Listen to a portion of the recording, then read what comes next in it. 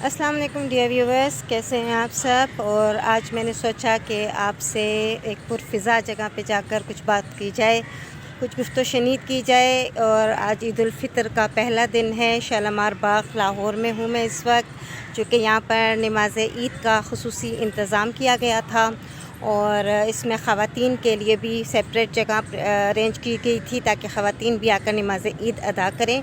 तो इस वजह से मैं भी आज यहाँ पर आई हूँ। तो ईद उल फ़ितर का मौका है और सबको दिली ईद मुबारक।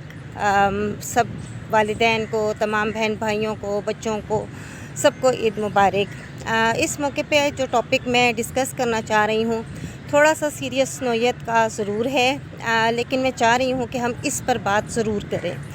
बात इसलिए करें कि हम अच्छी तरह से जानते हैं कि हम जिस अहद में रहते हैं, हम जिस दौर से गुज़र रहे हैं, ये दौर ऐसा है जिसमें बहुत से मसाइल ना चाहते हुए भी हमारी झोली में पड़ जाते हैं। ये मुख्तलिफ़ किस्म के, मुख्तलिफ़ नौइयत के मसाइल होते हैं, मुख्तलिफ़ नौइयत की बातें होती हैं जो हमें सुननी पड़ती हैं, जो हमें देखनी पड़ती हैं और सम टाइम हमें भुगतनी पड़ती हैं। आजकल दो तीन केसेस ऐसे सामने आए हमारे सामने जो छोटी छोटी बच्चियों से रिलेटेड थे। जो बच्चियां जो थी वो अंडर एज थी, मगर उन लोगों ने अपना घर छोड़ा, अपने घर को छोड़कर वो किसी बिल्कुल गैर शख्स के पास गई। इवन अपने सिटी से, आउट ऑफ सिटी गई, कराची से लाहौर आई, यहाँ पंजाब के मुख्तलिफ़ इलाकों में आकर उन्होंने कोर्ट मैरिजेस की। ये चूँकि 2-3 वाक़यात ऐसे थे जो मुसलसल हुए, तसलसल से हुए। और दूसरी बात ये कि इन वाक़यात में ये बात आई कि ये बातें सामने आ गई। अदरवाइज़ मैं आपको बताऊं कि अगर आप किसी वक्त कोर्ट का चक्कर लगाएं तो रोज़ाना 20 केसेस ऐसे वहाँ पर मौजूद होते हैं। माँ बाप इसलिए ज़ुबान नहीं खोलते, मीडिया को इन्वॉल्व नहीं करते कि हर एक अपनी इज़्ज़त के डर से, अपनी इज़्ज़त के खौफ से खामोश रहता है। बस इसी खामोशी की ही वजह से वो कुछ बताने की कोशिश ही नहीं कर रहे होते। इन केसेस में देखा गया है कि भाई बच्चियों की जो है वो डिफरेंट सोशल मीडिया के थ्रू, यानी कि किसी की फेसबुक के थ्रू, किसी की पबजी के थ्रू, किसी की व्हाट्सएप के थ्रू किसी ना किसी से बातचीत स्टार्ट होती है। बातचीत जब स्टार्ट हुई तो उसके बाद उन्होंने इसी की बात को बहुत आगे बढ़ाया और यहाँ तक कि वो अपना घर बार छोड़ने को एग्री हो गई हैं। अब ये बात बहुत इम्पोर्टेंट है कि वो वालिदैन, अगर हम ये इस पे सारा ब्लेम वालिदैन पे डाल दें कि जी वो बच्चे को ख़ुद को बड़ा अकेला समझ रहे थे, या वो बच्चियाँ जो थीं वो वालिदैन का रवैया बहुत ज़्यादा बुरा था उनके साथ, या कोई और ऐसी बात, तो ऐसा नहीं है। क्योंकि कोई भी वालिदैन कभी भी अपने बच्चियों के साथ बुरा नहीं कर सकते। मसलन एक जगह एक बच्ची बिल्कुल एकलौती बच्ची थी, दूसरी जगह जो थी वो पहली बेटी थी। इसी तरह तीसरे केस में भी हम देखते हैं तो वो बच्ची भी घर वाले उसकी यानी काफ़ी नाज उठाते थे। बल्कि एक केस मैंने ख़ुद कोर्ट में देखा था कि जिसमें एक ऐसी बच्ची जिसको वालिदैन ठीक ठाक गरीब थे, मगर उन्होंने बड़ी कोशिशों और मेहनतों के साथ अपनी बच्ची को ना सिर्फ तालीम दिलवाई बल्कि बड़ी मुश्किलों से उसका मेडिकल में एडमिशन करवाया। मेडिकल के पहले साल के बाद ही अनफॉर्चुनेटली क्या हुआ कि एक राइडर, जस्ट फूड पांडा में एक राइडर था जो उसको डिलीवरी बॉय जिसको आप कहते हैं, वो डिलीवरी बॉय उसको इतना भाग गया कि वो अपने माँ बाप को छोड़कर ये सोचे बिना कि उन वालिदैन ने उसके लिए कितनी कुर्बानी दी है, कितना उसके लिए कर्ज़ लेके उसका मेडिकल में एडमिशन करवाया, और वो मेडिकल के फ़र्स्ट ईयर में ही थी। तो वो उन सब को छोड़कर कोर्ट मैरिज करने आ गई, कोर्ट मैरिज कर ली। वहाँ उसका वालिद भी आया हुआ था, उसकी वालदा भी आई हुई थी। और डेफ़िनेटली माँ बाप के पास इसके सिवा कोई चारा नहीं होता कि वो अगवा बराए तावान का केस जो है वो FIR करवा देते हैं, या बहला फुसला के अगवा करने की जो है FIR दर्ज करवा देते हैं। इसके सिवा कोई चारा नहीं होता। लेकिन बहरहाल ये 2-3 केसेस इसलिए ज़्यादा हाईलाइट हो गए हैं कि मीडिया पे इसकी बहुत ज़्यादा इसको कवरेज दी गई है। इसमें से 3 केसेस को अगर मैं एनालाइज़ करती हूँ तो मैं बहुत अच्छे तरीके से कह सकती हूँ कि भाई इसमें से 2 केसेस तो वाकई वही हैं कि जिनमें वाकई उन बच्चियों ने लव मैरिज की है, कोर्ट मैरिज की है, घर से निकल के वालिदैन के अगेंस्ट। मगर एक केस ऐसा है जो बहुत डेंजरस है हमारे लिए, और वो हमारे जो है ना हमें क्लिक कर रहा है कि हमें उस पर सोचना है, हमें उस पर काम करना है।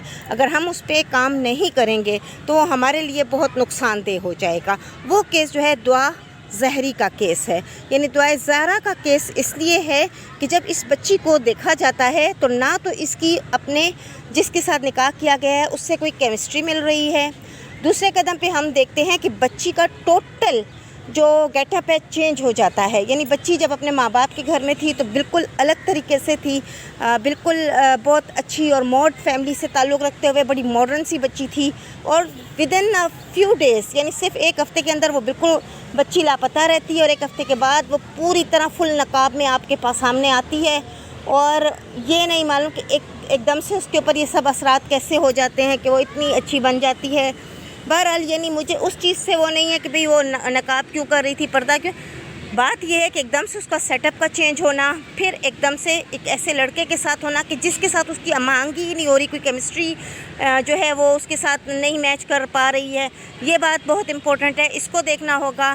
مگر اس کے ساتھ ساتھ ہمیں دیکھنا ہے کہ آیا وہ کون سی وجوہات ہیں کہ ہماری بچیاں اس طریقے سے ٹریپ ہو جاتی ہیں. تو پہلے تو کان کھول کے ہمیں اس بات کو سن لینا چاہیے سب کو کہ واقعی ہمارے اندر ایسے گروپ, ایسے گروہ موجود ہیں جو بہت خطرناک ہیں, اور یہ تعلیمی اداروں میں بھی ہو سکتے ہیں, یہ اسکول لیول میں بھی ہو سکتے ہیں, یہ کالج اور یونیورسٹیز میں بھی ہیں, اور ان کا مقصد جو ہے بیسیکلی ہماری نوجوان نسل کی ان بچیوں کو کہ جو بچیاں کسی بھی طریقے سے ذہنی طور پہ اتنی میچور نہیں ہے کہ اپنا اچھا اور برا کوئی فیصلہ کر سکیں, ان کو ٹریپ کرنا ہے.